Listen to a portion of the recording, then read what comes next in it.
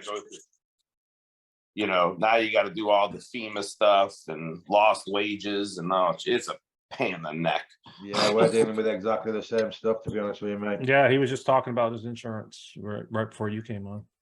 Yeah, it's ridiculous. I don't even know why you pay for it, because all they do the minute they you know, you go to use it, then they do everything in the world to stop you from using it. You know, it's like, man, you paid all this money and now all of a sudden you don't want to. Or what they'll do, that's what's going to happen, is they'll do it, then they're going to drop you. Well, that's what I was going to say. I guarantee you all these insurance companies pull out of Florida after this. Yep. They're like, yep, you can't do it. Yep. But they done made enough money. They made all their money off. You know what I'm saying? It's like, come on, man. Yeah. So, they won't even, I can't remember when it was. I was buying a house a couple of years ago, and there was a hurricane that was out in the ocean, and the insurance company shut down. They won't even give you a quote while there's a hurricane like brewing. yeah. Yeah.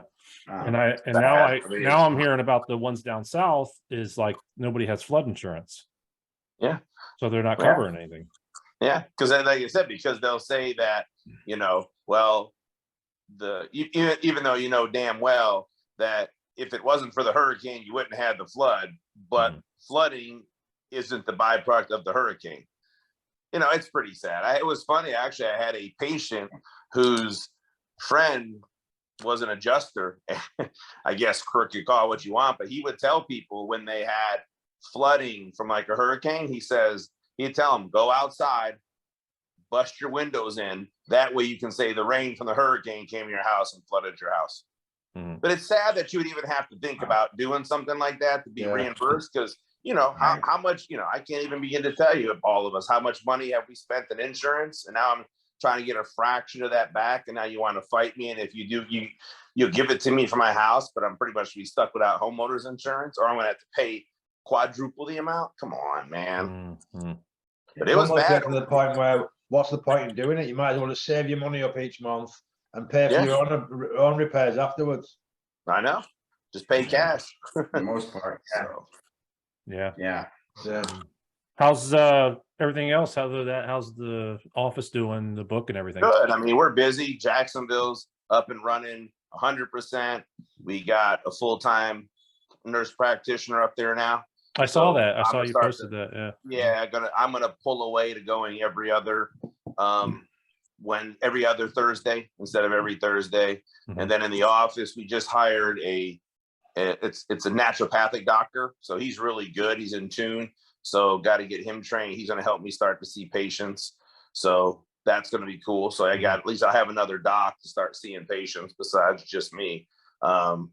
But no, man, it's good. The gym's going well. It organically grows every day. There's somebody new that comes by. That's like, I'm tired of the big gym, or I want to be left alone. And so it works good. I mean, I'm fine. Everything's good. Busy. Like I said, I don't know. It consistently keeps going. I mean, the other month, during the hurricane month, we still had like 73 new patients. Wow, that's great.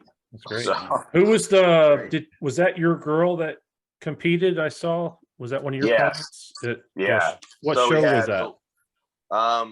2 shows. One girl, Tanya, she went to Pittsburgh for North Americans. Okay. So she got second. Okay. So that was really good. And because she came out of, if I don't have the pictures, my staff does, but she came off a show and she pretty much looked like garbage. So the way that, if you pull up on Muscle Clinic, you'll see her. Yeah, so I'll see if I can find it. But like what we did with her and my staff is only 4 weeks. So it's just, I got to give them much credit. That my trainers and nutritionists, they did all that in 4 weeks, and she came damn near close to winning her class at the North Americans. Wow. And then the other lady, she went down. Is this her? Which one? Yeah. So that Tanya, the picture on the left is right after a show. 4 weeks later, the one on the right is what we did. Wow. What a big difference. Big difference, yeah. Look at the legs, how shredded her legs are. Yeah. Now, like I said, in the black bathing suit is literally the week after her show. And so, yeah, that's what that's only 4 weeks. Mhm. So, I Good mean, enough. it's pretty. And then the other lady, She up here, yeah, but right the here. one right there, yeah. So that was at Deb's show. She Mhm. won like 4 or 5 classes, and then she went to Daytona and won like another 4 classes as well. She's like 50, 51 she's says here. 51, yeah, excuse me. Yeah. Wow, she was But great. yeah, I'm proud of her. She did now. She busted her ass for a long time. She went through the whole prep with my guys and everything. So That's awesome, man. That's So- crazy. Impressive. Yeah, it's funny we're talking about her age because I kind of wanted to talk about that tonight about aging, and I know most of the questions I get and the people talk about are putting on muscle and keeping muscle at 40s and 50s, and obviously look at Dexter and all these guys that are in their 40s and 50s that compete. Speaking of Dexter, man, he looks good, but man, what a difference is seeing him from, he looks great, don't get me wrong, but just seeing it massive Dexter and now lean Dexter, it's crazy. it shows you how much hard work they had to do. And I'm sure, never at that level. And, Phil and Ian can say, after a while, it's just nice to take a break, not to have to eat chicken and rice all the time, to maybe not have to train one day and relax for a second. That's got to go. You figure I've known Dexter since he was like 28 years old. I kind of grew up with him a little bit. And, it's like he did finish when he was 50 something. That's over 30 years of just nonstop grinding at it. It's kind of like, hey, look, give me a break. I just want a break. Man, wow, what a difference. And then I think Jay Cutler turned 50. 49 or 50, yes. Yeah, because he's got a picture on here too. Let me show you his. He looks pretty damn good. Yeah, he's talking about. Yeah. Yeah, that's a picture right there. Strictly test, no trend, basically, is what he's saying. But yeah, Incredible. yeah, that is crazy. Very much. Very good. What Bumstead was talking about, how he does the ice therapy after training. You know anything about that, Doc? And the physiology I know behind it, because what you're doing at that point is you're keeping inflammation down. Okay. Really, that's what you do. You're dropping your body's core temperature, and what you're doing is you're stopping as much inflammation as possible. You know what I'm saying? So you need inflammation initially that's going to help to heal, but not long term. So what you're doing is you cool down, get in the ice bath. Like I said, now you bring that inflammation, come out, then your nutrition's right, expedite, and again, kind of shock the cells. Now you're kind of going into a cellular level as well. So, and it's best for after training is what I've read. Yeah, 100%. Okay. Yeah, You ever done it? Phil, you do that ice stuff? Ice bath? I've never tried it. I have friends that are using it now. Yeah, we've got one at the gym that I go to. They actually took out the hot tub and they made it an ice bath now. Okay. So I haven't tried. Yeah, I tried it. I know that though, because we did it in football, man. That's cold. Yeah, I've never done it. I've never done it. I've never done it either. Well, give it a shot. I'm thinking about it. That's your homework. Yeah, I'm gonna. Cold, man. I mean, you get used to it, but man, you get in there like, oh man. Yeah. Yeah. I don't like going in sea when it's too cold. Never mind about I know. it. Ice. What do you think about weight training for the older guys? Oh, I'll let our 2 resident young guys answer that first, and I'll come in from the doctor side of it. Yeah. Phil, you don't train heavy, do you? No, I've never did. Never did. I've never trained heavy. I train with high intensity, but I train with a real slow velocity, right? Right. And so a set might take twice as long as average. Right. But it's, like I said, good control, full range of motion, 100% failure, and like I said, with a slow velocity. That's the way I've trained my whole career. I've never trained heavy. And you've never had any injuries. Yeah, you've never been injured. I've never had any injuries. No. Wow.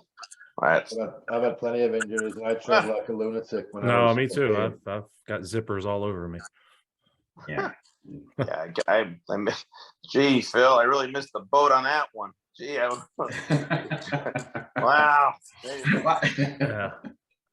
I learned that early. I don't know how I picked it up, but I was with Mike Mincer for a while. I did a seminar with him and spent like 2 weeks with him. And I learned a lot from him about the intensity of training more than anything else. Of course, he trained heavy. I was never that strong.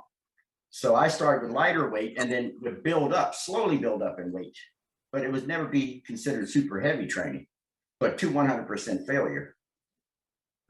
But that's impressive, man. You know, like I said, you think about it, you know, what you're saying is spot on. I mean, we go to the gym to work out, get in shape, and then we end up getting hurt.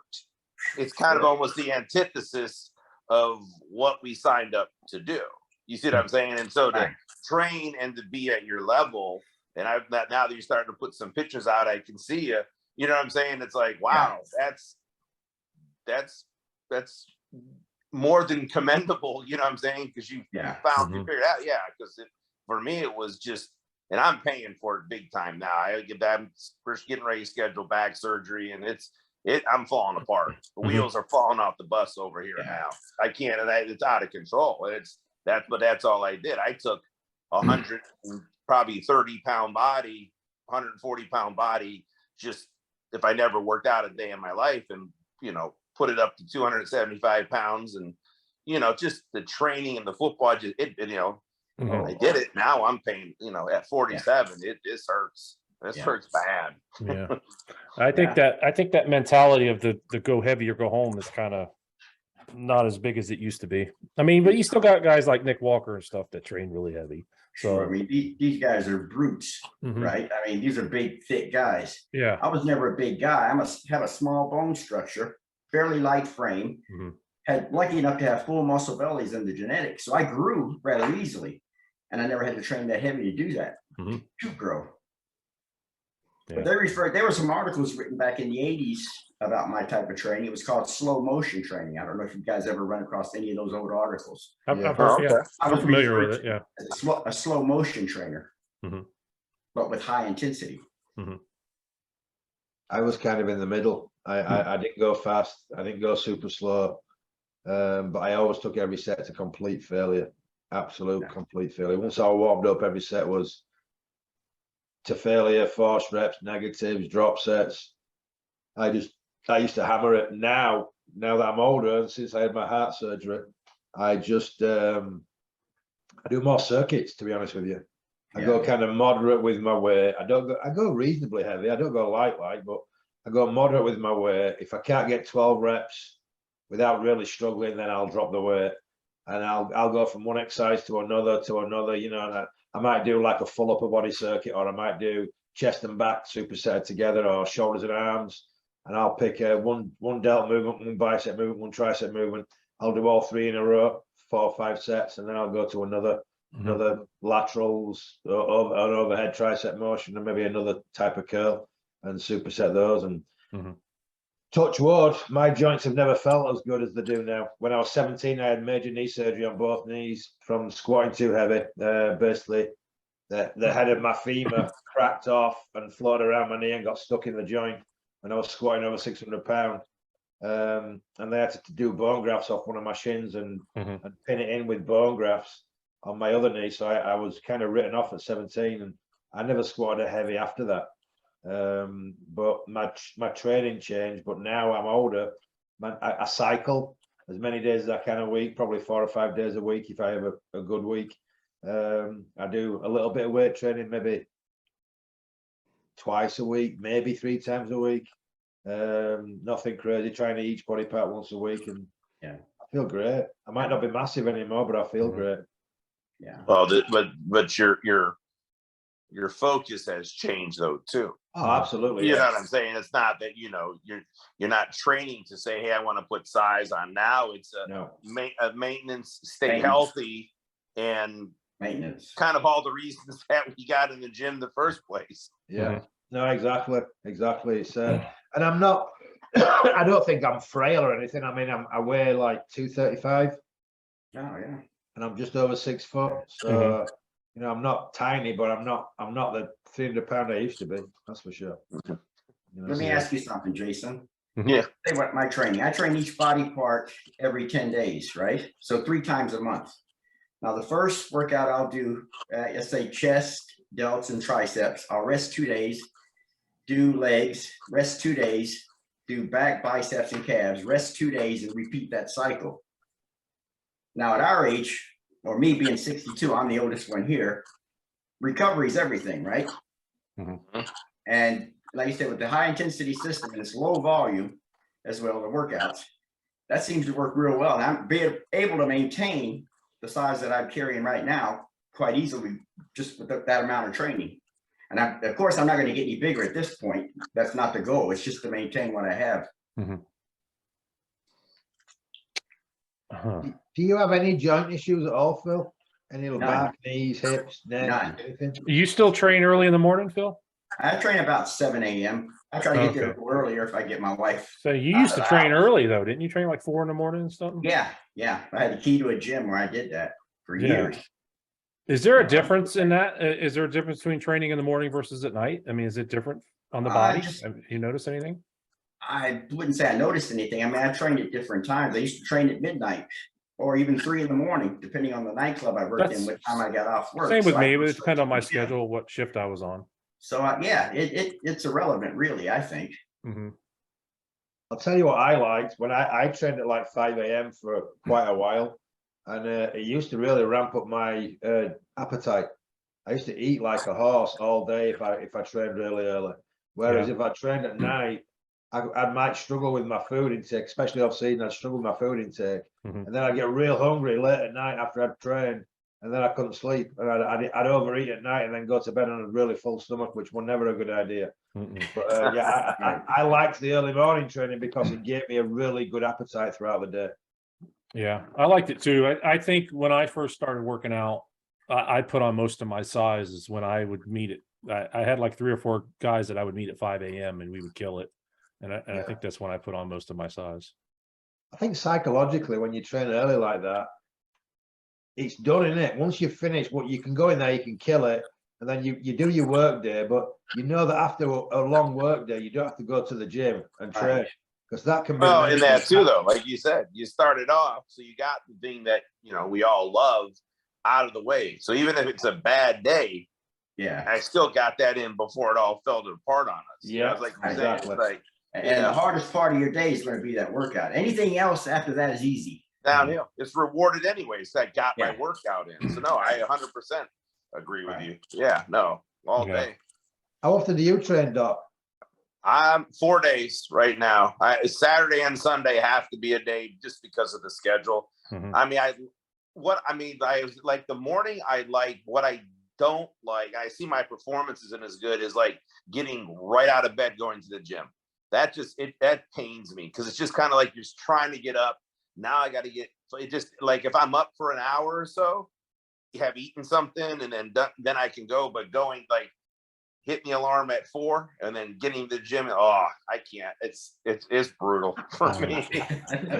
Close because I don't get to bed till 1 o'clock. So it's like a 3-hour rest period. So that's why at least Saturday and Sunday I can take my time. I take the dog to the gym, let him run around. I'm not on any, I still get there at 7:30 or 8. That's late for me, but those are like you guys said, if I can get those in, then I get 2 smaller ones during the week, then I'm okay. So yeah, you kind of got to have your head clear too, since you're seeing patients all day. Yeah. So you don't want to prescribe some guy birth control pills by accident. Yeah, exactly. No, exactly. Give them a whole bunch of estrogen. That'd be trouble. So. But no, I guess I've trained all. I guess I used when I first got out of high school. This is how dedicated we were. I used to work from 3 to 11:30. My partner used to weld, so he had a regular hour job. So he'd get off of work at 5, go to his girlfriend's house, eat, sleep. I'd call him at 11:30 at night. We had a key to a gym. We trained from like 12 o'clock in the morning till 2:30 in the morning. He'd go home, take a shower, go to work. I go home, sleep. And we made it work. We did it damn near for 1.5 years. That's cool. Yeah. really Yeah. cool. I missed that. That was Mhm. cool stuff back Mhm. then, you know, Yeah. because you didn't know any better. Yeah. When I was on nights, we had I had access. Well, there was a 24-hour gym here, and I'd go in about 2 o'clock in the morning sometimes. And John Travolta would actually be in there a lot. Really? working out. Yeah, that's his daytime was about 2 in the morning. So I'd see him there, and then like 3 or 4 o'clock in the morning, he'd be at Denny's eating. Yeah. So it's It's crazy. funny that, but the first gym I opened it when I was 21, right after I turned pro. I left my full-time job and I opened a gym, and I actually lived in the gym. There was a room upstairs. It was a big old building, and there was a room about 12 foot square, and I lived in that room. I had a bed there, and my training partner used to come at like, I don't know, 7 a.m. and we'd train before I opened the gym. And then I'd run the gym all day. Then I'd go back and I'd have a little nap in the afternoon after we train. He'd Yeah. watch the reception. Then I'd come back down and run the gym at night. But I had some incredible workouts then. But I just turned pro, so I was hungry. I was young, and it was a proper old school gym. You know, really old school gym. And I had dumbbells that went up to 250-pound dumbbells in that gym, and we Wow. would just crank it up. And it was. I got more injuries there though, doing silly things, but Mhm. you know, that's probably when I put my most amount of muscle on, training with a kid that got older than me. I say a kid, he's not a kid really, but he was about 3 or 4 years younger than me, Zach Owen. And he actually lived with me when I bought my first house, and we traveled to the gym together in the morning. And the whole ride there to the gym, we wouldn't even speak. I'd just have music on and we'd just be there getting our heads ready for the workout because we knew we were going to kill each other. And they were probably the best workouts and the most hardcore. That's bodybuilding to me. That's real bodybuilding. Mhm. You know, contest prep, that's not bodybuilding. The real bodybuilding is eat, sleep, grow, train like The a off season. lunatic, and recover and eat. You know, that's really what bodybuilding is to me. Yeah. Hey, Phil, I know you've seen the Bigger, Stronger, Faster. You remember that movie, right? Sure. The guy that was in that movie, that he lived in the van there behind the Venice gym. You know what I'm talking about? I know the guy you're talking about. He was in the arm wrestling movie with Stallone. Right, with Stallone, yeah. Is he yeah. still alive? Is he still around? When I was training the Golds, I never saw him. No. And I was there at 4 a.m. and out by 5:30, a little after 5:30, but I never saw him. Yeah. So I couldn't say. That movie's what, 20 years old now at least? Oh yeah, at least more than that. Probably. Yeah. And that guy was probably in his 50s or 60s then, I think, in that when they made that. So but yeah, you see so many homeless people around Golds and Venice. It's a city of homeless. I mean, literally a city. Yeah. I took photos and just posted it. It was unbelievable. There's tents. You can't walk on the sidewalk for the tents. Really? Yeah. Surrounding the building, up and down any street.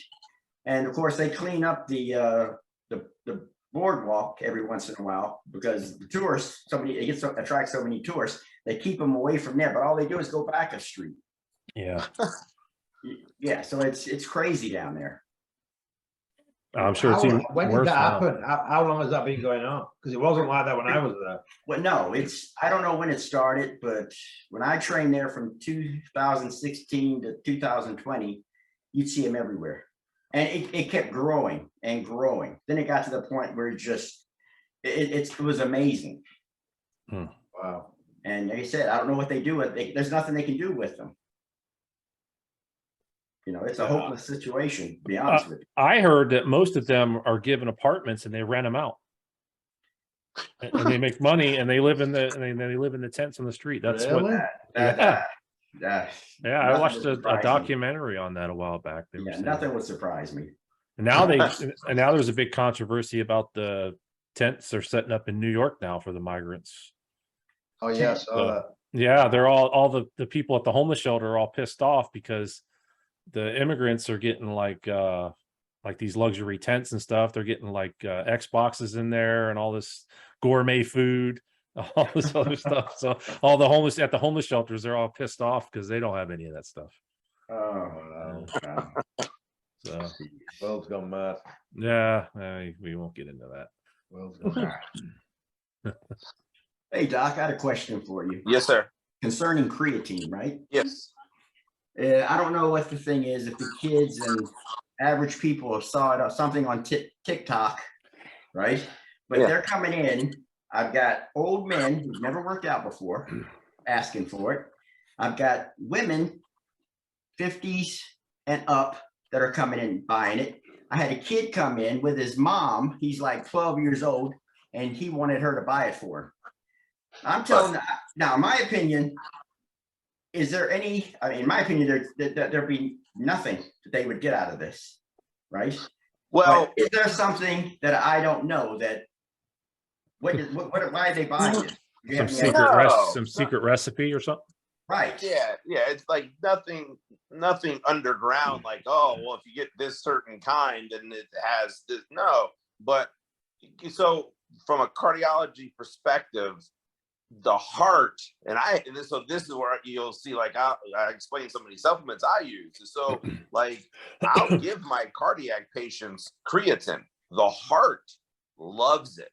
Right. It really helps heart functioning. So like, when your 80-year-old lady comes in, you can be a step above anybody else and say, well, yeah, this is actually outstanding for your heart. Your heart Really? feeds off it. It loves it. If you give your heart creatine and CoQ10, it's the happiest thing in the world. Really? Cheap I little, wouldn't have known that. yeah. I've never known that. But the biggest thing with creatine physiologically is it's going to kind of, what's the best way to say it? It's like, it makes the cell punch drunk. You know what I'm saying? It's kind of wobbly. And that's what you want, because after you train, if you take in your nutrients, obviously your insulin is going to push all the nutrients in the cell. And that's all when your recovery is going to take place. Well, creatine kind of hits that cell, makes it wobbly. Insulin, higher insulin sensitivity, push everything in the cell work better. So it's like, it's not that the creatine directly causes, it's secondary or by proxy because of the biochemistry in which it works. But I'm a proponent for it. I love it. Like I said, I give it to cardiac patients more than I give it to athletes. I give it to cardiac patients. See, Should I be using that, Doc? Yes, just like, maybe 2.5 to 5 grams a day. Yeah. Yeah, I take 5 grams a day myself. I take 5. I mix it in my intro work while I sip it while I'm working out. Well, I just couldn't see what it would do for the sedentary person. well, like I said, that would be your only rationale. As like I Right. said, is using it for heart health, really. Gotcha. There's it no doesn't age. have to be There's for no porn. age restriction on it. It's not. It's legal to buy it, right? It's It's legal to buy it, legal, yeah. but I'm just still, when you start talking about them, the little ones, and 12 is still young. It's like, I don't know if I put a 12-year-old on because it. now you got to be careful, Right. and again, because now, does mom or dad know what's going on? Who's giving the young child information? Because now, if you overload on this, so you again, you go with the 1 scoop's good. Well, the big mega scoop must be better. Right. Now you're going to put more stress and strain on the kidneys. You see what I'm saying? So now that make you so at my retort back on the 12-year-old, like you're saying, Phil, is like, what do you need it for? God's doing his job right now. He's letting you grow. Your hormones are kicking in. Why don't you just go ahead and, like I said, you want to take a little extra protein powder or a extra, vitamin stuff that you need, but over and above, man, that's too young to me. Yeah. 12, they should be taking Flintstone vitamins at 12. Yeah. Hey, it tastes good anyway. So hell. Right. Is there a particular brand, or are all creatines equal? As long as it's like, your creatine monohydrate, as long as it's pharmaceutical grade. I think I use Optimum Nutritions. Yeah. I don't think you're way off base with what you use, as long as as long as it's pharmaceutical grade, you're good. Yeah, if it's pure creatine monohydrate, Yeah. it doesn't matter what. Yeah, that's all that matters. You don't need, like I said, it's like back in the day. Training, like, you maybe do the load, then you do. For me, it's just I take 5 grams usually every day, or at least at a minimum. Take it on my workout days. Like I said, and I actually, when on my workout days, I'll mix it with citrulline and beetroot powder, and then I put taurine, because there's another beautiful again, it's funny, is I don't have a better place to truly go, so I send Again, I got 80-year-old women going on 5% nutrition and buying his L-citrulline and beetroot powder to increase their nitric oxide production. I have them drink that 2-3 times a day. Wow. Yeah, creatine is one of those supplements that it's been around forever, and I don't think you never hear anything negative about it. Like No, just where you got in trouble, like in the late 90s, early 2000s, is a lot of football players were taking it.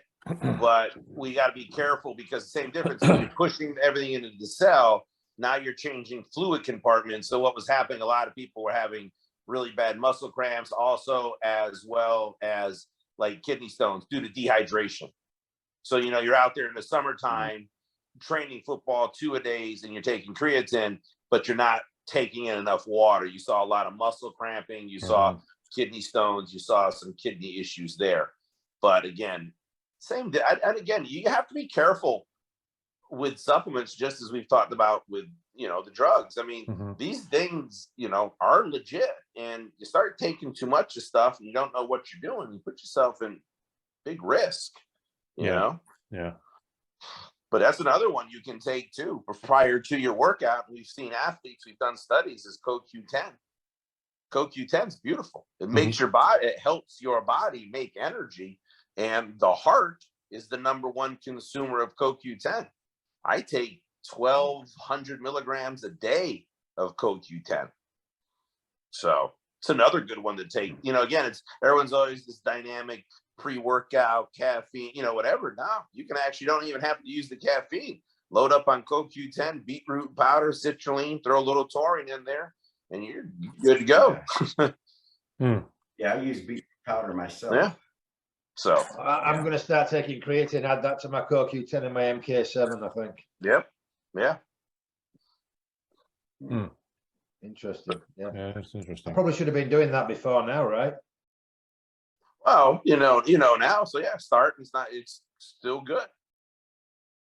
So, but like your question, Jason, or like kind of the semi-topic is, can older people, and call it whatever, 40s, 50s, 60s, still train, still set goals, still put muscle, still add strength? 100%. My oldest patient is 78 years old, and he worked with my trainers, and we got him to bench 225 5 times. That's at awesome. 78 years old. Wow. Now, you have to remember, as we get older, just, through attrition, there's going to be more muscle wasting. So you go back to like what Phil was saying, recovery is where you got to spend more time. It's not so much the gym, it's going to be the recovery. You follow me? Because I'm just saying, you take a person who's 47 and 77, the degree of muscle wasting in the 77-year-old is obviously going to be far more advanced. Right. So, right. That's where they can't pound it every single day. They're going to need to take that 1 or 2 days off. And that's where you teach them nutrition, supplementation, and recovery. But you can still put on muscle. You can obtain a goal. It's not like, hey, I just work out. But if you want to get stronger or bigger, you surely can. This guy, he's been a patient of mine since I started, and for 77, he's spot on. My riding partner. I mean, yeah, you've talked about him before. Yeah, I mean, he's 65. You see him. That's what the average. Like I said, he's not a big man. He's about 5'7", about 160 pounds, but there isn't an ounce of fat on him. It's jacked, huh? Solid, solid. It's called, just the old school guy. But man, I mean, that's what you want to be like when you're 65. And so I just don't think, say 20, 30 years ago, you just, think about like our parents and stuff. When they hit their 40s and 50s, they looked like they were 40 and 50. Then they hit 70, it was over. Now it's, I mean, like, hell, look at Stallone. Look at these people. So absolutely you can. Without a doubt, you can do it, because the science and technology is there now, Yeah, I know for me, I've had to make some adjustment. I just turned 45 this year, and I'm just now noticing that my recovery is taking a little bit longer. I'm sore a little bit longer than I used to be. And I've been doing stuff since I got done competing in July, I've actually dropped my weights. I've increased to 5 sets, and I go 15 reps, 15 to 20 reps for 5 sets now, but I've dropped my weight, and I've noticed that I'm actually putting on muscle. Mhm. So I Volume. my days of going heavy, 15, 12, 10 for, the 3 sets, I quit doing that. And I notice I'm not getting as sore as I used to. Well, you think about it this way too. You know, it's a very simple thing. I'm just saying, in order to get bigger, stronger, whatever, you have to train. Well, if you hurt, you can't train. So you just negated everything you were trying to do. So the purpose of the exercise is to, I'm saying the purpose of the exercise of going to the gym is to be in better shape, whatever, better look, whatever. But if you're hurt, then you can't do it. And so that was a moot point. So my thing, you said, this, Phil, I'm just saying, you don't have to squat 600 pounds to get big legs. You can do other exercises, better form, like you said, working body mechanics properly, and you can get more out of it than ever and then not get hurt. That's the big thing. Yeah, absolutely. Lee Labrada used to say years ago, and at the time I'm like, oh man, he's never going to get anywhere doing that. And look at Lee Labrada, but he used to say it's better to undertrain than overtrain. Well, And he's right. At the time, I thought, no, I'm going to take everything to the point of no return when there's nothing left and just grind it out and be really intense. But he's absolutely right. I wish I'd have listened to that advice back then, because if you undertrain, like you say, Jason, you can keep training because you're not going to get any setbacks. You're not going to get injured. Just like Phil's talking about, he's never got an injury. Well, that's the way. That's the real secret. Because you can't make progress if you're not working out. Simple as that. Yeah. Right. It's a compounding effect, right? I mean, Yeah. we didn't walk into the gym the first day and say, I want to start working out. Then the next day, everybody was just in that perfect physique. It's, could have, like you said, it could be 1 or 2 years of training that you get with the right partner, right nutrition. Then, wow, the next year and a half, you grow like a weed. There's ebb and flows, there's ups and downs. But the purpose of the exercise is to have more training days than not training days, which is going to end up increasing your skill set, so I still train 7 days a week. So the only thing with that, you got to be careful. Not, there's got to be a point of deload, because you remember, I'm just saying, supplementation, anything extracurricular, training intensely, it's central nervous system driven. No. Yeah, I know. And I say 7 here and then. I take days off, but most of the time I just train every day. Or if you do that, you do it for about 12 weeks, then take yourself a 2 or 3 week period. Not that you stop training, but you deload. Yeah, I see what you're saying. Maybe just kind of like, I'm not saying circuit, but you don't train as hard. Still diet, still do your cardio, but just back your training down a little bit, because and I know this now, and I've been taught that way, because you just keep pounding.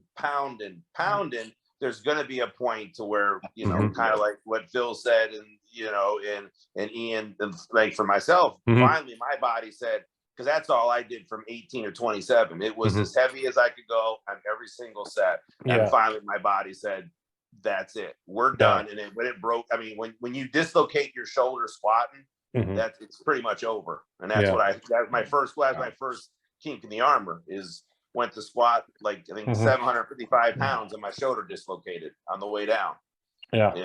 So I just still have that mentality where if I don't go to the gym, it just drives me crazy.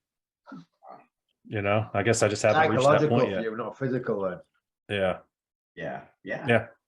Yeah, I guess I'm still at that point.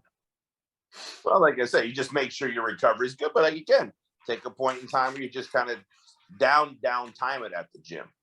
Say, hey, that's what I do. Like I have to, because I'm still a knucklehead, even though I give people advice. I'm like, I'm still a knucklehead. I have to find my point where I'm like, all right, that's enough.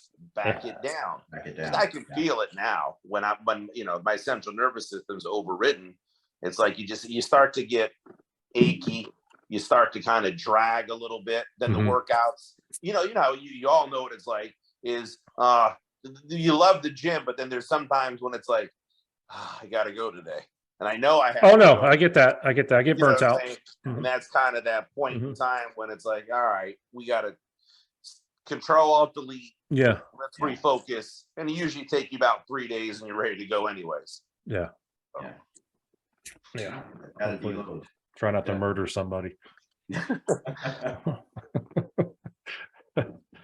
Oh, man. Hey, Doc. I wanted to ask you about, I'm going to tell you my pre-contest cycle that I used to use, right? And I used this cycle from 1980 to the end of my career in 1996.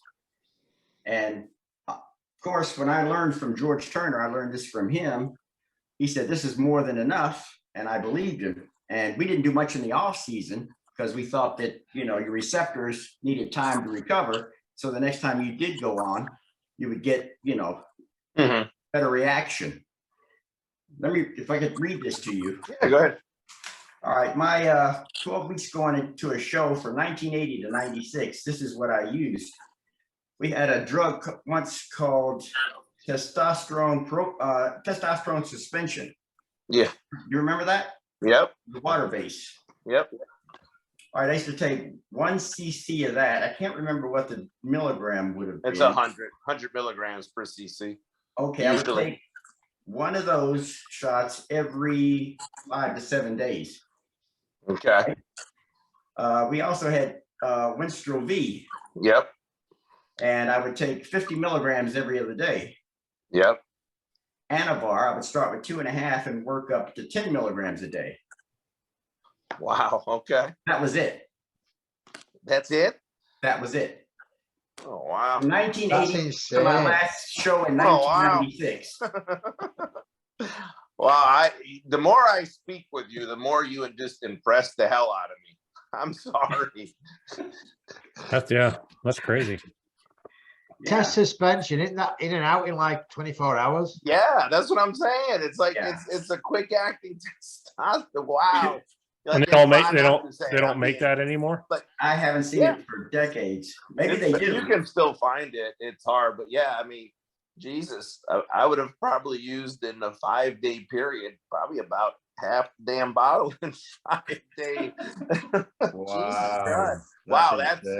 But you know what though? Like, I mean, see, that's like and like I said, as a physician, I'm not sitting here condoning the use and wanting, especially with young kids. But if done properly and done safely and done guided, all right, at the end of the day, I will argue with just about anybody.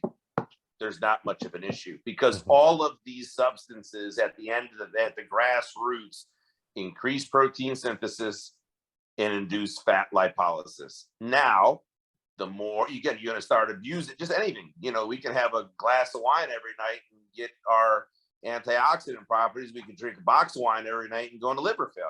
You know, but you're talking about not even hitting. There's these, you know, these goof. I see them in my office. You see what I'm saying? Patients, but I see the gyms. You know, so you're talking about going from 2.5 milligrams of Anavar to up to 10. I'm getting women coming in who are shot from coaches who they have them on 25 milligrams of Anavar, 25 milligrams of Winstrol. I had one lady that she was taking 3 cc's of testosterone cypionate at one time. Jesus. She's taking 600 milligrams of cypionate once a week. I think guys are doing that. Yeah.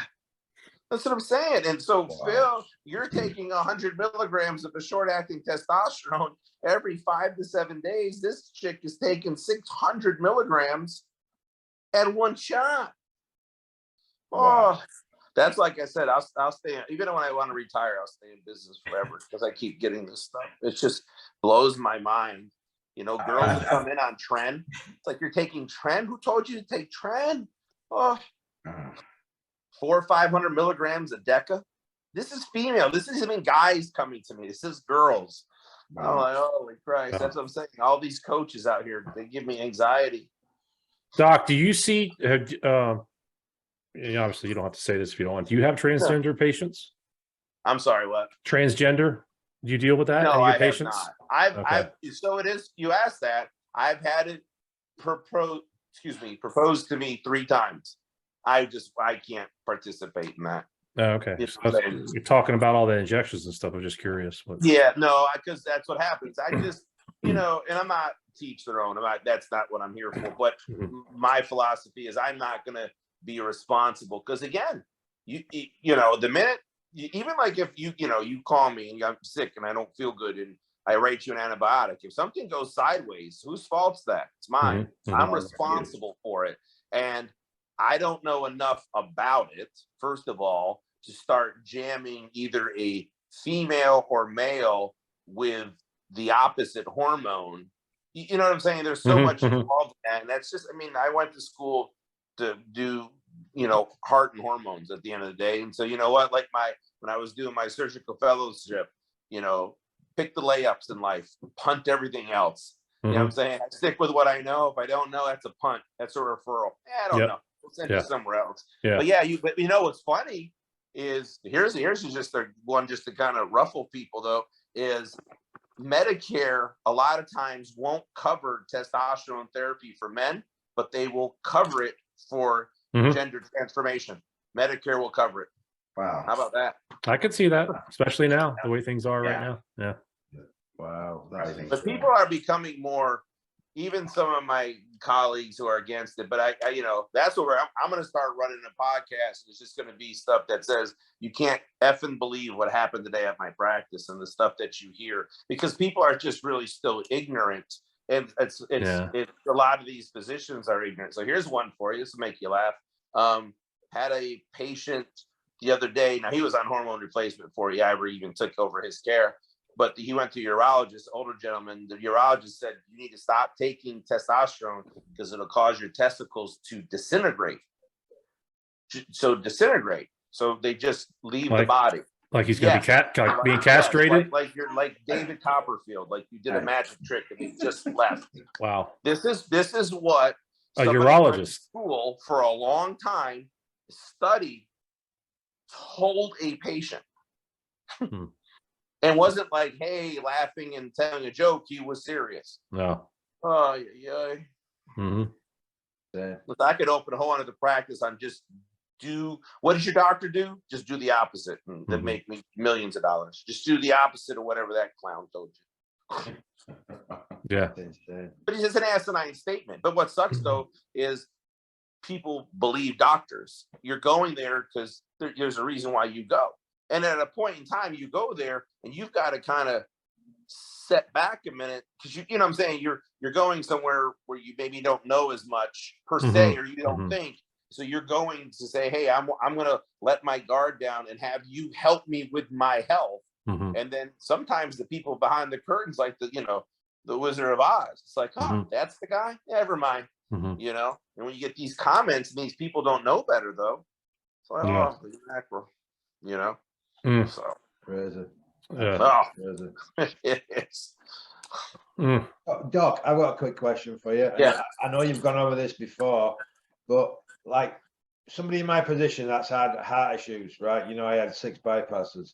What, apart from the stuff like that I'm already taking, which is CoQ10, MK7, I do my vitamin C as an antioxidant, and you mentioned creatine. What else should somebody in my age who had heart issues be taking? Taurine. What dosage? 1,000 milligrams 3 times a day. Heart loves taurine. Then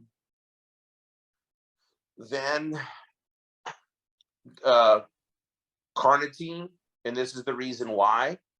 Carnitine shuttles fats or fatty acids into the cell, more specifically into the mitochondria, to burn. So you're burning fat, which is beta oxidation. Your heart loves beta oxidation for energy. What dosage of the L-carnitine? Like 500 Carnitine, 1,500 twice a day. Wow. Yep, 1,500 twice a day. Yeah. But no, it's the heart and brain love beta oxidation.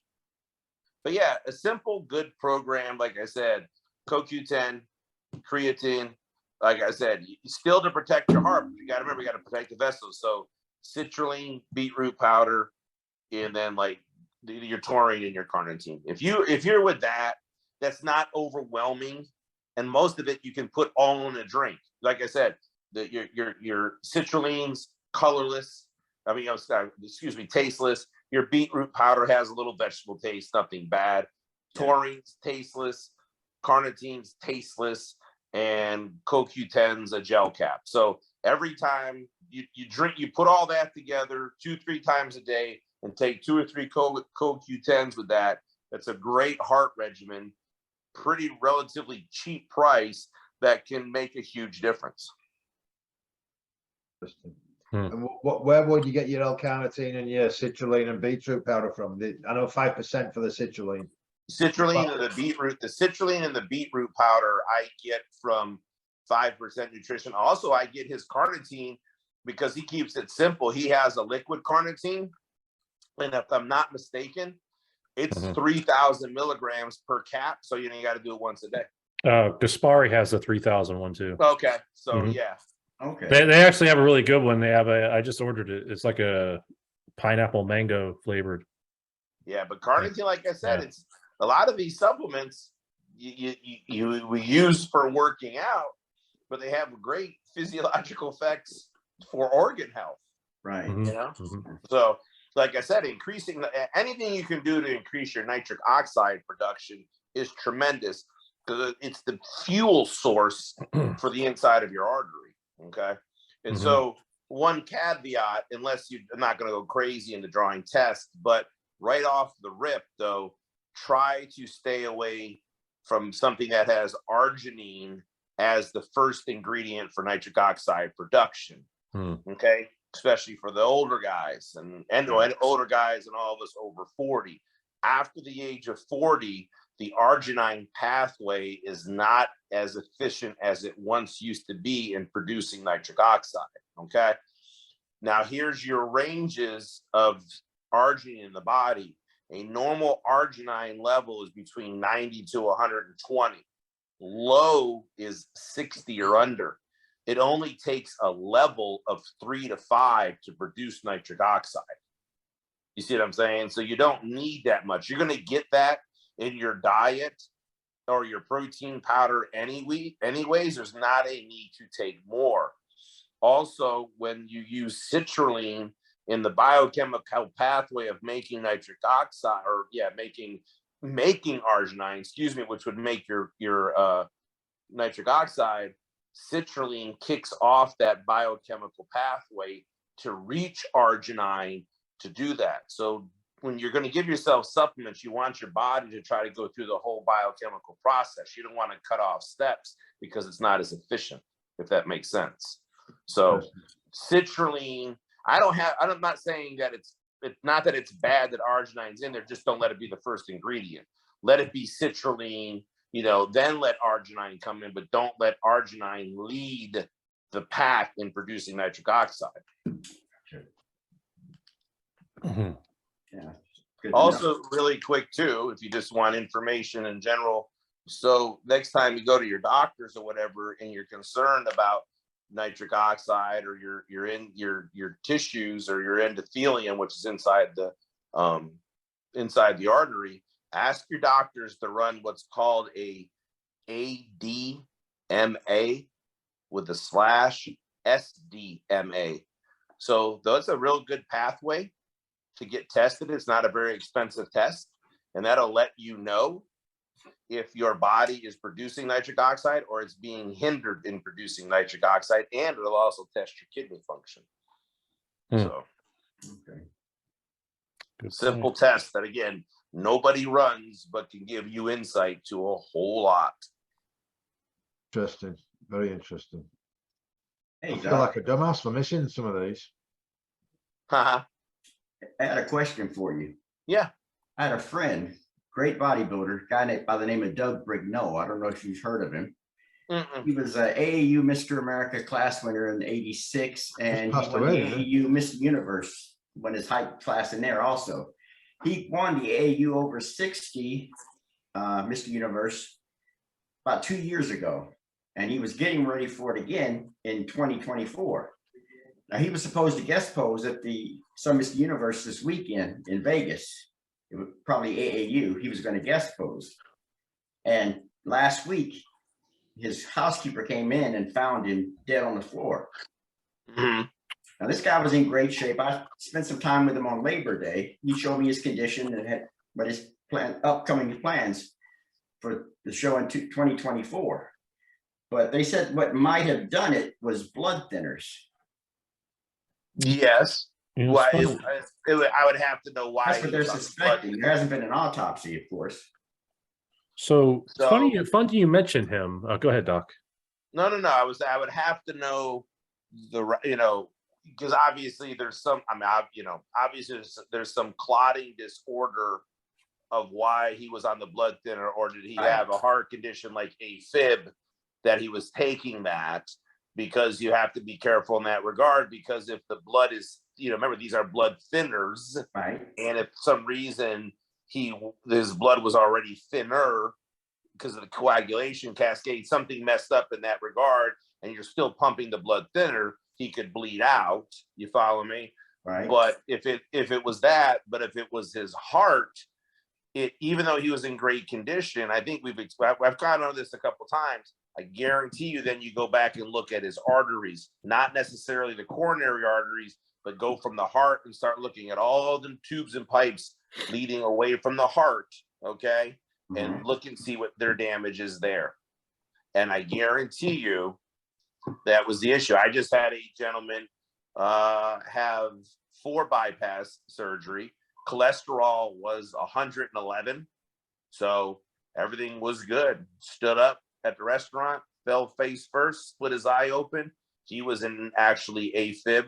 They went to do a heart cath or an ablation to get the rhythm back to normal, but they couldn't get the catheter up. It was stuck. He had 4 vessels that were blocked, but he never had a heart attack. Why didn't he have a heart attack? We talked about that, but this is also a great reason why I don't give a damn what age you are. You should be exercising. So remember now, this guy, just like we talked about with Ian, now he didn't have a heart attack. He had 4 vessels that were blocked, and he was doing fine. Okay, why was he doing that? Because his body made collateral circulation, which is pretty awesome. And how do you do that? How do you stimulate that? More demand on the body. The body needs to increase its blood supply. So your body produces what's called vascular endothelial growth factor, and it literally looks like a stalk of grapes that have been pulled off. And I've seen it when we did autopsies. You can look at the coronary arteries, and then you see all these little webs or like stalks kind of going around, and it's collateral circulation that's still supplying the heart, which is pretty interesting. So a lot of this stuff is vascular in nature, not so much heart in nature, except for the stuff we talked about last year where the guy's not doing therapeutic draws and then their hearts just failed because they were 2 and 3 times bigger than what they were supposed to. Right. What do you think? Like, what causes that blockage if your cholesterol's not high? Because I had 6 bypasses, as you know. Yeah. And I never had high cholesterol that I knew of. No one ever told me I had high cholesterol. So what would cause that? So a perfect question, and I'll tie it in. So endothelial. So remember, inside the artery, you have a wrapping around the inside of the artery called the endothelium. So kind of think about it like a fruit roll-up. Okay, right. That endothelium protects the arterial wall. As that, there was some type of dysfunction, and there's 3 responses. It's called oxidative stress, inflammation, or immune dysregulation. Those are what we call 3 finite responses to an infinite amount of insults on the arterial wall. Okay, so what your body did, it wasn't a cholesterol issue at all. What it was is those inside those tubes and pipes were, some type of oxidative stress, inflammation, or immune dysregulation was continuing to happen. Meanwhile, whenever you get hurt or there starts to be a tear, your body's going to lay down calcium to try to plug up those holes. It wasn't a cholesterol issue. It was a calcification issue because the tubes in your endothelium was dysfunctional. Your body was trying to heal it. And as we kept laying down more calcium, the artery got smaller, the width of it to where it closed off. So that's what happened. So it wasn't a cholesterol thing at all. So what causes that, and how can you prevent it from happening again?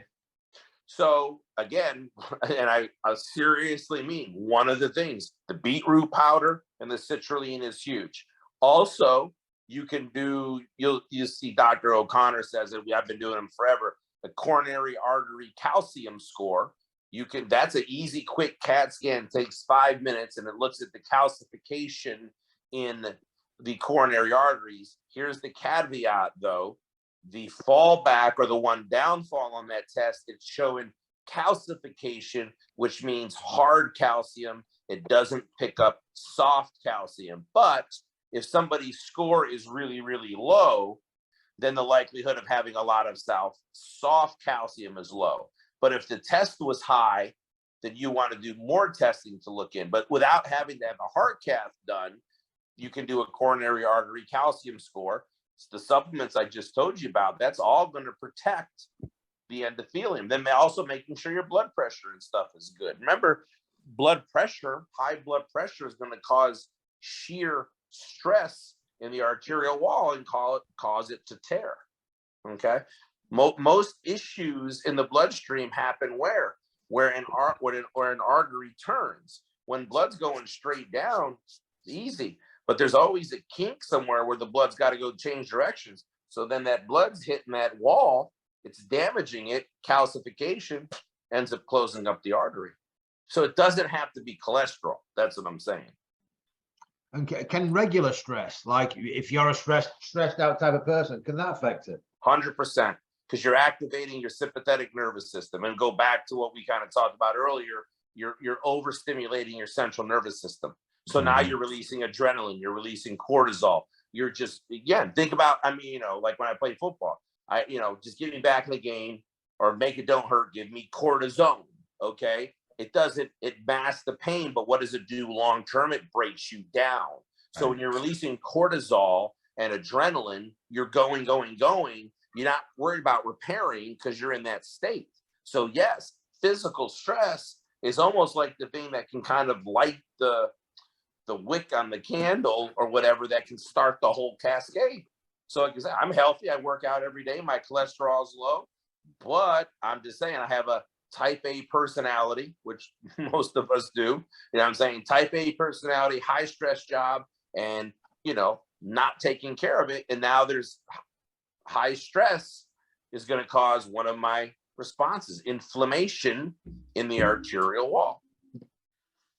Interesting. It's funny, my cardiologist actually, I asked my cardiologist, I said, why has this happened to me? Why did I end up with 6 bypasses? When I've eaten healthy all my life, I've never eaten like loads of fats or high cholesterol. My cholesterol's never been high. And she actually said to me, what's happened is, because I told her my background, and she said, you've started a cycle of inflammation at an early age. Yep. And it's basically just got worse and worse and worse. So I kind of put that down to obviously my personality type, being the type A, but training so hard, like drop sets, force reps, just pushing my body so hard from really since I was 15 years old, along with my personality type, and probably eating a little bit too much fat when I was younger to try and just gain weight. I would imagine that's kind of started the cycle of inflammation off. It did, but then on the flip side, your training is probably, honestly, I'm not going to say it because then I'll get heat. One of the things that probably saved your life, though, because you would have had with 6 bypasses at the end of the day, if you would have had a heart attack, for all intents, a true heart, a heart attack, you probably would have died. That's like I told my patient, understand, go home, go get your Arnold Schwarzenegger Encyclopedia of Bodybuilding, give it a big fat kiss. I said, because you're working out is what saved your life. Because again, he had 4 vessels. I don't give a damn if you have 1 vessel. That can kill you. It's kind of like 1 vessel is too many. You're just adding on after that. You follow me? But understand, when the vessel is blocked, blood and oxygen are not getting to the tissue. It's going to die. So like I said, for you to have 6 bypasses, him to have 4, those vessels were blocked. Those part of the heart was not getting oxygen and nutrients. Like we said, how did it do it? It formed collateral circulation. How did truly your collateral circulation really go ahead of most people? Is because the demand you placed on the muscle, which is the heart muscle and in the muscles of your body, you created additional blood supply. And I guarantee you, you and him working out is what saved your life, because I guarantee you, for the most part, if you would have had a heart attack or he would have had a heart attack, you guys would have been dead. Wow. Hmm. Amazing. That's crazy. Yeah. So I know I had 2 heart attacks on the operating table. I know that for sure. Yeah. wow. But if you would have had them, like, if you're going to have one, have it on the table, because we can Yeah, get it. You're good. exactly, yeah. But like I said, so really quick, I had a patient 2 years ago at my office. There was a gym upstairs. There's a trainer. I was working at like 7 in the morning. They came running downstairs, beating on my door. And there's a girl at my door saying, hey, somebody went down upstairs. I'm like, I thought it was a diabetic patient who just passed out because of the sugar. I'm like, well, go get sugar. I ran upstairs. The trainer up there was ghost white. And he just pointed to the guy. And that guy, I can see your shirt, a little bit of your shirt, Ian. He was that color. He was dead. I'm like, oh, no. So we did CPR, worked them, rescue came, ran the code. The guy ended up, he was in a coma. He wasn't even a patient of mine. I just went there, and I figured he would have died. So they don't get choked up by a lot of things. But one day I was doing some surgery, came out of my office, and one of my assistants says, there's somebody who wants to meet you. And I'm like, who's that? I said, just put it in my office. And holy shit, when I went in the office, it was him. He ended up living. He had, so hear about this, every single coronary artery in his heart was blocked. Wow. Every one of them. He went and worked out. This is exactly what he said to the trainer. Man, I feel great. What an awesome workout yesterday. I can't wait to get started. He did 1 exercise, then went to do bicep curls, and that was it. If that would have happened at his house, he would have been dead, because he was dead when I got up there. He was done. He was already done when we got there. He was blue. Every now and again, a breath would come. You've seen him, Jason. You've seen that, in your line of work. Literally, every now and again, you'll get a breath from the stomach that isn't even equal to what's going on. Right. But he had no signs, no symptoms, no family history, no personal history, and 5'7" white man, about 150 pounds, not obese, good shape. And he literally, again, if he was working from home, they would have done a safety check on him, and they had found him dead. Yeah. Wow. Yep. So how many arteries are there to the heart? You say he had, like, I had 6 bypasses. You have so many. You have, your big ones are going to be your left coronary, right coronary. Then you got your quote unquote widowmaker, which is the left anterior descending. Then you have circumflex, which runs behind.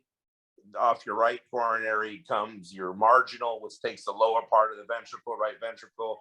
You have the obtuse. And then now you have the LAD in the front. You got one in the back. It's called the posterior intraventricular artery. There's a lot, and then there's a lot of smaller ones that there's diagonals that go across. But those, again, you block the left coronary, the right coronary, LAD, circumflex, you're in trouble, because those are the ones that are going to supply the biggest portion of the heart. You follow me?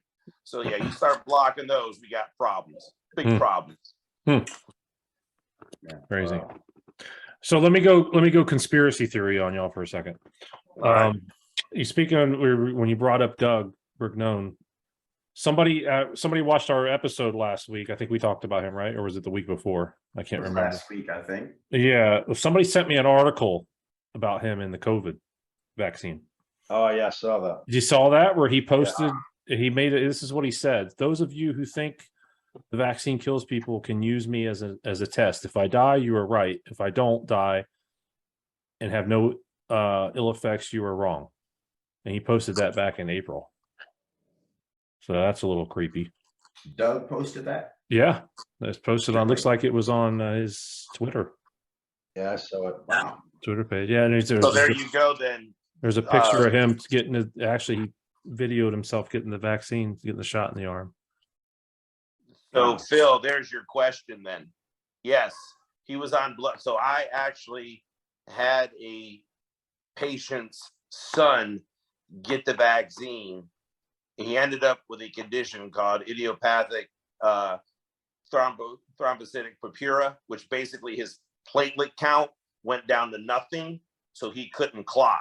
So if he might have ended up with the same condition, and then if you're on a blood thinner, first of all, if you have no platelets, you can't start kind of the plugging up to start the coagulation cascade. So now if you have this, this thrombocytic purpura, okay, and then you're on a blood thinner, holy shit, we're in trouble. That's just the bleed out waiting to happen. Mm-hmm. So then that would answer my question. If he got the vaccine, I'm not saying 100% because then I get bad mail, but I know what the vaccine and what it does per se, and I've seen a case with clotting issues, or not clotting but bleeding issues. So you just basically then, if he was on the blood thinner and he went into something like that, that blood thinner was basically throwing gasoline on the fire. Mm. Wow. So like if he even say I don't know, he could have just bled out to bleed out. But imagine, he say he would have fell, or maybe he passed out, hit his head, something happened, because if they found him on the ground, he didn't just lay down, he probably fell. He fell, he passed out. No, he was on the and floor. I guarantee you he bled out in his Mm-hmm. brain. Mm-hmm. You see what I'm saying? So yeah. Wow. Because if you Yeah. can't remember, if you can't start to form that little, you cut yourself shaving, if you can't form that first little bit of scab, you're going to keep bleeding. Well, that Right. kid, that's an isolated case. That kid took the COVID vaccine, had no platelets, to where that would never happen. He would just continue to bleed and never be able to kick off the coagulation cascade. So they had to infuse platelets on him and eventually get him back to normal. He's okay now, but there you go. I mean, conspiracy, call it what you want, but yeah, this is the kind of stuff I see every day, and a lot of stuff's going to happen with no explanation. You're going to have to go back to, well, do we know what happened? I'm not arguing whether or not someone gets the vaccine or not, but now you like I said, Phil, you just saw this guy. Okay. How the hell does he drop? He was good, great condition. Talking about guest posting, so yeah, it looked good. He had to be good. How the hell do you just die? From blood thinner? That was kind of like happened in your physiology that was making you bleed, and then your blood thinner just, he had no chance. That's the one thing I'll tell you. If that's the case, he had no chance whatsoever. He was probably done the minute he hit the floor. Right. Wow. I want to say Well, George Peterson had something similar. Did he? Maybe. I thought so. Go ahead, Phil. Yeah, I had endocarditis, right? Okay. That required heart surgery. I think 3 of the valves had to be cleaned. I had a murmur I've always had, which had to be sealed or closed. Mm-hmm. And they gave me the vaccine for COVID. I had 2 vaccines and 2 boosters. Okay. And the fact that I had the heart surgery, is there any reason for me to be concerned? Yes. You just need to, again, those are, it's risk, it's risk. We got to mitigate risk. We got to be careful. You got to keep inflammation down. You already had a compromised heart. I don't care if it's all better now, you still had to go in and manipulate that heart. You see what I'm saying? And endocarditis is an infection and inflammatory process. COVID was an inflammatory process. The vaccine stimulate inflammation. You see what I'm saying? Yes. Right. I'm not saying that you walk around every day like, oh my God, no, but there is a reason of concern. You have a little chest tightness, you have some shortness of breath, or something that's catching you that's not your norm, then you need to go get checked out. Not one of those, don't let the man thing go. Like, probably okay. I don't know. I don't know what it's done, because I know the way that the vaccine works. I know the way that the virus works and how it enters certain receptors and where it's going to end up and what it's going to do. So concerning, yeah, you know, not like detrimental, but it's definitely noteworthy. You follow what I'm saying? If something oddball happens, then you need to go. You can call me. Yeah, I'll call you and tell you what to do if you want. I don't care. Yeah, I gave blood this morning Okay. For blood work, and then I have a cardiologist appointment on the 30th of next Okay. month.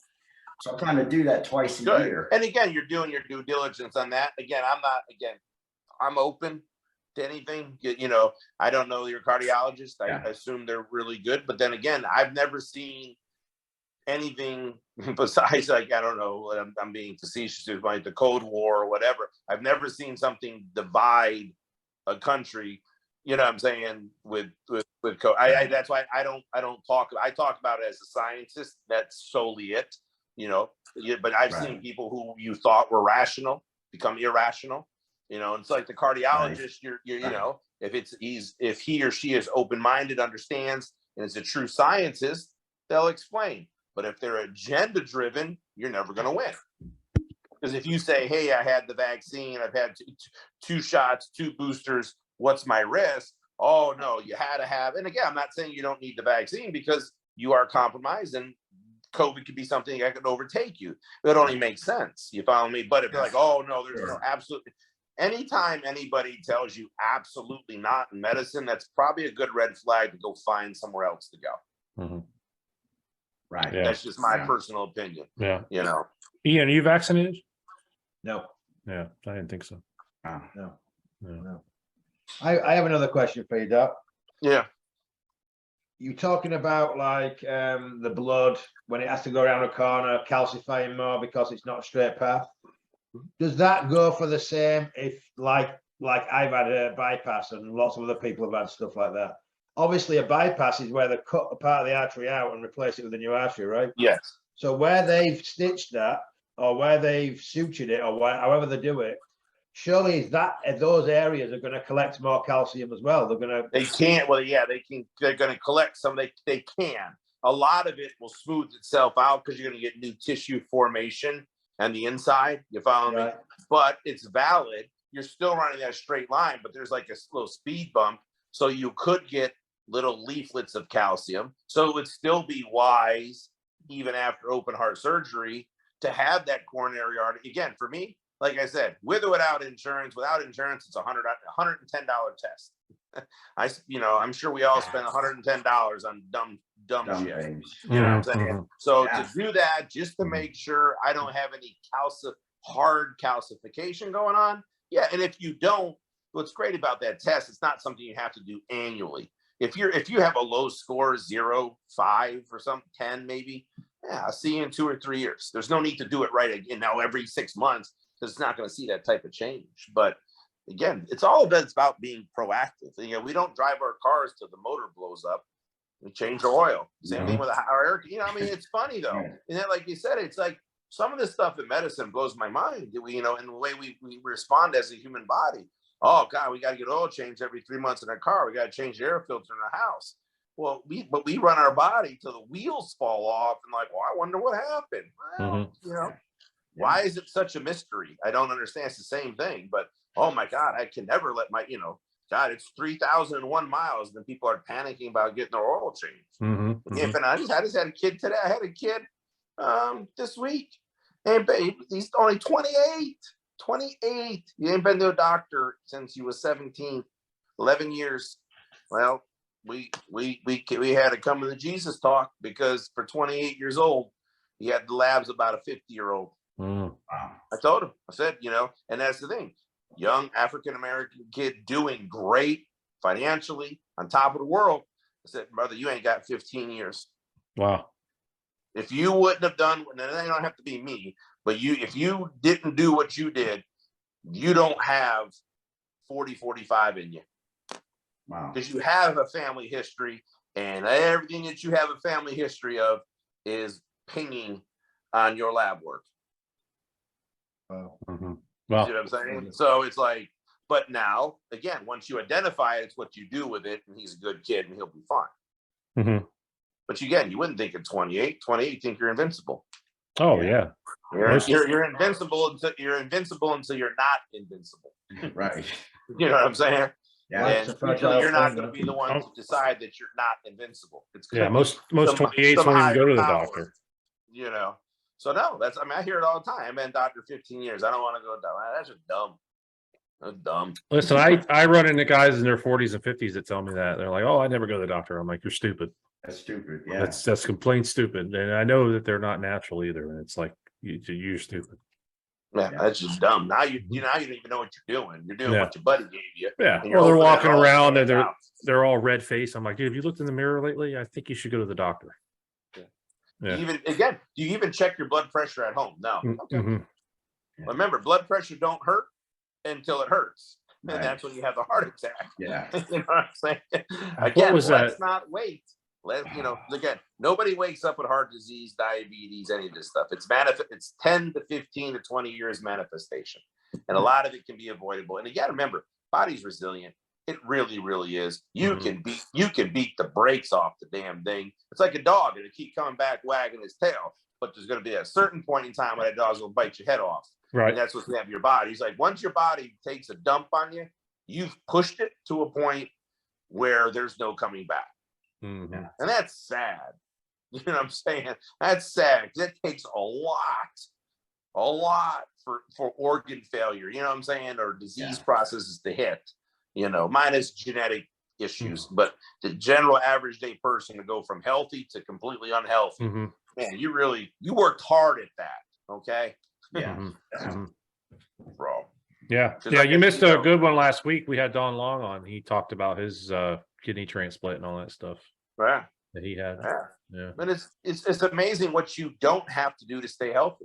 Yeah, I Mhm. tell people they'll say to me, "What do I need to do? What's the bare bones minimum? Never what's the most I can do."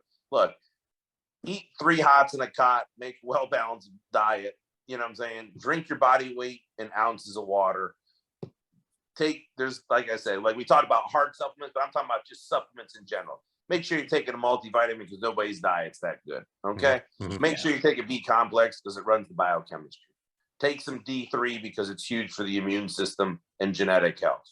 Take CoQ10 for energy, and then take some type of omega-3 fatty acids for keep down inflammation. If you can do that and then walk around the block, you're doing pretty good. It's probably enough to keep you out of the hospital, to really be honest with you.